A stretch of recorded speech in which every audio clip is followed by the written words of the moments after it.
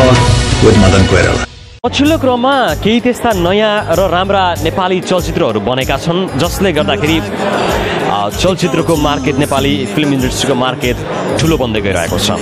नमस्कार, म हुँ मदन कोइराला। तपाईँ हेर्दै हुनुहुन्छ कार्यक्रम नेपाल टक र लाहुरी टिभीको यो हो प्रस्तुति र हामी अस्ट्रेलियामा छौँ र अस्ट्रेलियाको सिडनीमा कबड्डी चलचित्र लागिरहेको छ। तपाईँको यो रूप म यहाँ भाजुले देख्यो भने त हो ठ्याक्कै बेहुला जस्तो देखाएको छ। त्यसो भए हिँड्न त बेहुली गर्छ। आज चाहिँ म बरुडमा छु र यो चलचित्रको अझ अर्को आज अन्तिम सो भनिएको थियो, तर पनि केही सोहरू थपिएको छ किनकि हाउसफुल भएको कारणले र साथसाथै सिडनीमा यसरी लामो समयसँग चलेको चलचित्रहरूको अग्रपन्थीमा यसले नाम लिएको छ। कबड्डीको रिभ्यू राम्रो छ, सबैले मन पराइराख्नु भएको छ। यस सम्बन्धी कुराकानी गर्नको लागि यसलाई लिएर आएको छ बाबा एजुकेसन कन्सल्टेन्सीले र बाबा एजुकेसन कन्सल्टेन्सीका एमडी रविन्द्रजी मसँग हुनुहुन्छ। उहाँसँग कुरा गर्न चाहन्छु। रविन्द्रजी, यहाँलाई स्वागत छ। नमस्ते। जस्तै आज चाहिँ कति सो हो यो चलचित्रको? आज सोको हिसाबले 5औं सो हो होइन, तर हामीले आजसम्म 10वटा सिनेमामा देखाइसक्यौँ। जस्तै आज अन्तिम भनिएको थियो, तर पनि केही समय अगाडि फेरि केही हाउसफुल भएको कारणले केही सोहरू थपिएको छ भनेको छ। कुन दिनको लागि थपिया हो? हामीले अबको विकेन्डमा स्याटरडे, सन्डे र मन्डे गर्दैछौँ र स्याटरडे चाहिँ प्यारामाइडमा गर्दैछौँ।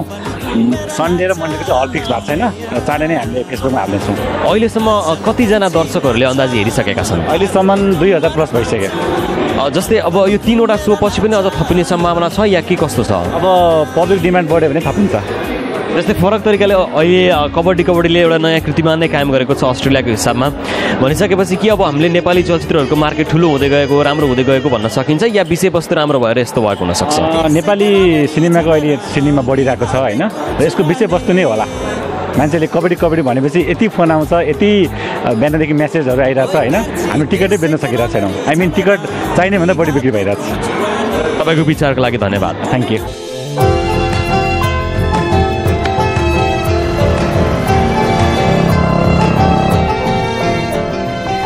सोल्टिनीसँग एक सेल्फी झ्याप्प लिइहाल्नु पर्यो। पर्दैन, मलाई लाज लाग्छ।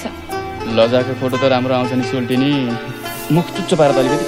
सिडनीमा यसरी चलिरहेको चलचित्रलाई कुनै पनि एउटा माध्यमकोबाट नेपालबाट ल्याउनु पर्ने हुन्छ। यसमा चाहिँ इपी माइग्रेसनले महत्त्वपूर्ण भूमिका खेलेको छ। अझ भन्नुपर्दा सिडनीमा अस्ट्रेलियामा कबड्डी मुभीलाई लिएर आएको छ। फर्स्ट सिक्वलबाटै हामीले बिउसन्जेसुले मेकिङको फेजदेखि नै सम्पूर्ण कुरा थाहा भएको हुनाले मेकिङको चरणमै पैसा हालेर लिएका थियौँ र पुरानो मुभीको एक्सपेक्टेसन अनुसार र यिनीहरूको मेकिङको स्टाइल, जुन प्रेजेन्टेसन छ र कास्टिङ हेरेर हामीले सिनेमा चल्छ भनेरै त्यही बेलादेखि रिक्स उठाएर लिएको सिनेमा हो।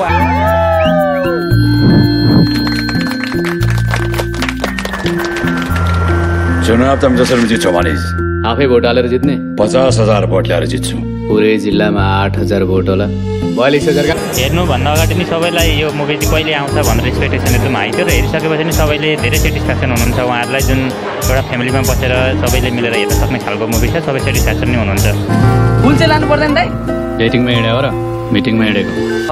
रेस्पोन्स सधैँ नै राम्रो नै भइरहेको छ। किन भन्दाखेरि मैले अहिले यो जुन कबड्डीको यो जुन हाम्रो हाउसफुल सोजहरू भयो त्यसले के हामीलाई एउटा देखाएको छ भने एउटा नेपालीपन देखाएको छ। So I'm really proud of all the Nepalese people who come and support Nepalese event and Nepalese movie. कथावस्तुहरू धेरै सिम्पल छ र सरल छ, देखाएको पिक्चरहरू सबै राम्रो छ होइन। त्यही भएर कारणले पनि मान्छेहरूले नेचुरल पनि धेरै मन पराउँछ जस्तो लाग्छ मलाई आफूलाई पनि है।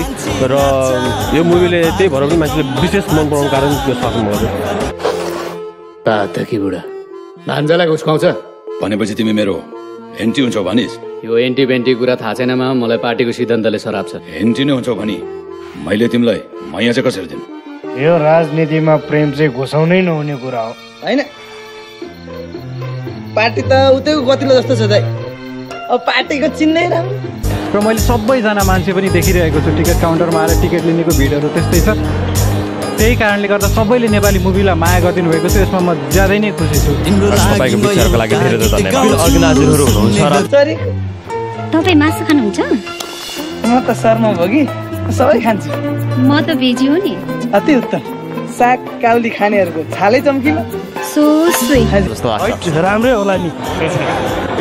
राम्रै होला, राम्रै एक्सपेक्ट गरेर आएको छ मेरो। राम्रै होला, पक्कै राम्रो होला नि। तुलसीजी जस्तै राम्रो हो। तुलसीजीलाई त तपाईँ चिन्नुहुन्छ र? तपाईँ पनि नेपाली चलचित्रको पारखी हुनुहुन्छ नि होइन? अब नेपाली भएपछि नेपाली चलचित्रको पारखी कुरो के गर्नुहुन्छ? अब नेपाली चलचित्रको विकासतिर लाग्नु पर्यो के। यसै क्रममा गुठी अस्ट्रेलियाका सल्लाहकार पदम साकेज्यू पनि आउनु भएको छ चलचित्र हेर्नको लागि। उहाँले चलचित्र हेर्नु भएको छैन तर चलचित्र हेर्न आउनु भएको छ। कति समयपछि नेपाली चलचित्र हेर्न आउनु भएको? 1 महिना जति भयो होला। मैले अस्ति नै मात्रै हेरेको थिएँ एउटा पिक्चर होइन। अनि यो पिक्चरको चाहिँ मैले निकै राम्रो एडभर्टाइजहरू सुनेको थिएँ र कलाकारहरू नि उहाँहरूको पनि पहिला मुभीहरू हेरिसकेको थिएँ मैले, लुटहरू, भाइ बहिनी। मुभी कस्तो होला जस्तो लागेको छ तपाईँलाई? खोइ अब एड हेर्दा त राम्रै छ, अब हेरेर पछि भन्नुला तपाईँलाई होइन। तपाईँलाई छोरा मनपर्छ कि छोरी? छोरा कि छोरी चाहिँ अहिले ग्यारेन्टी दिन सक्दिनँ।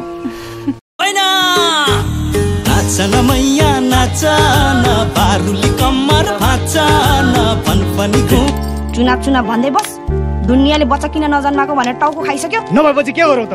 खेतालो खोज्नु जाऊ।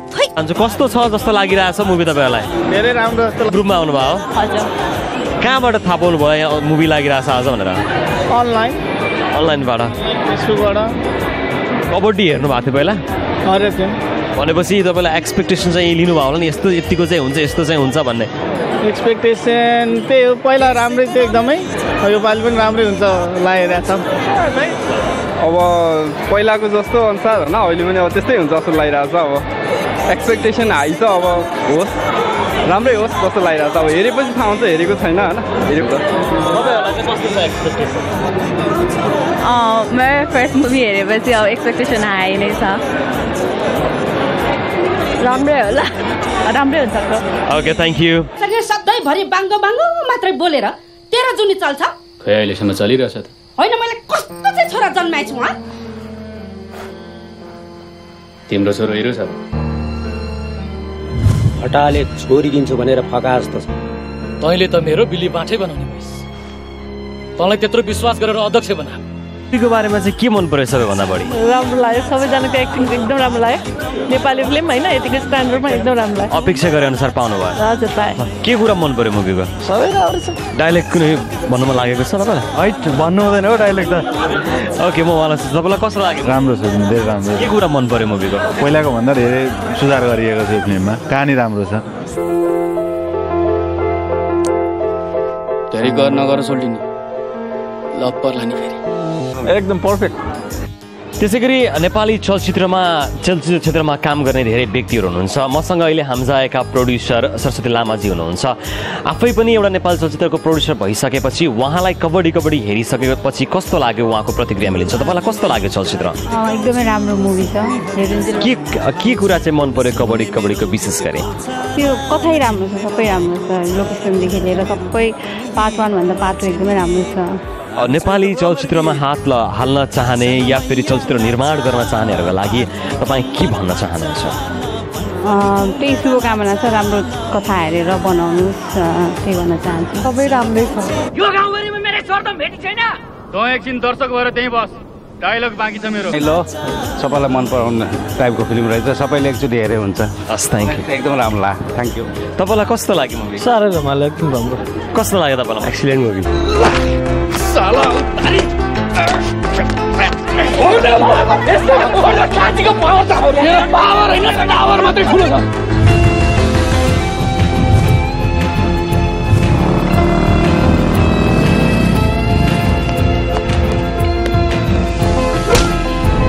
मलाई त सबै मन पर्यो। राम्रो लाग्यो मुभी? राम्रो छ। तपाईँलाई मुभी मन पर्यो? हजुर। के कुरा मन पर्यो मुभीको? मुभीको सबै कुरा राम्रो छ। साला पाटकी भाउजूको नारी समाज छ। ल हाइट गम्मै जुटो हाल तामिल लाग्यो बाबु। के कुरा मन पर्यो तपाईँलाई? सबै पर्यो। तपाईँलाई कस्तो लाग्यो? धेरै राम्रो। हामी त मुस्ताङमा भएको जस्तो फिल भयो, एकछिन भयो नि। तपाईँलाई कस्तो लाग्यो मुभी? धेरै राम्रो छ। तपाईँलाई के मन पर्यो मुभीको बारेमा? सबै कुरा राम्रै छ, नयाँ पुरा के अरे गाउँको सबै कुरा देखाउन खोजेको छ, सबै राम्रै छ। तपाईँलाई कस्तो लाग्यो मुभी? धेरै राम्रो लाग्यो। के मन पर्यो मुभीको? स्टोरी अनि सबै राम्रो थियो, गीत पनि राम्रै छ।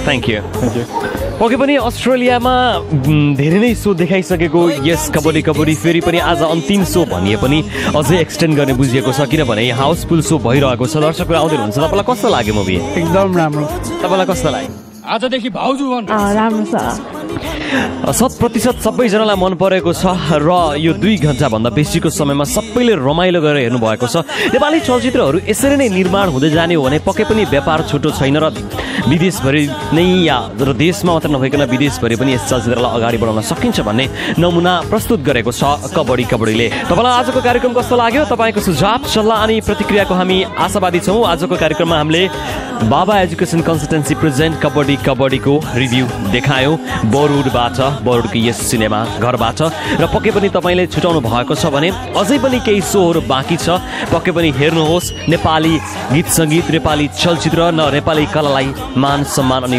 प्रेम गर्नुहोस् यति भन्दै आजको कार्यक्रमबाट लाउरे टिभी सम्पूर्ण युनिट नेपाल टक युनिट र म मदन कोइरालालाई पनि बिदा दिनुहोस् तपाईँको समय शुभ रहोस् हवस् त नमस्कार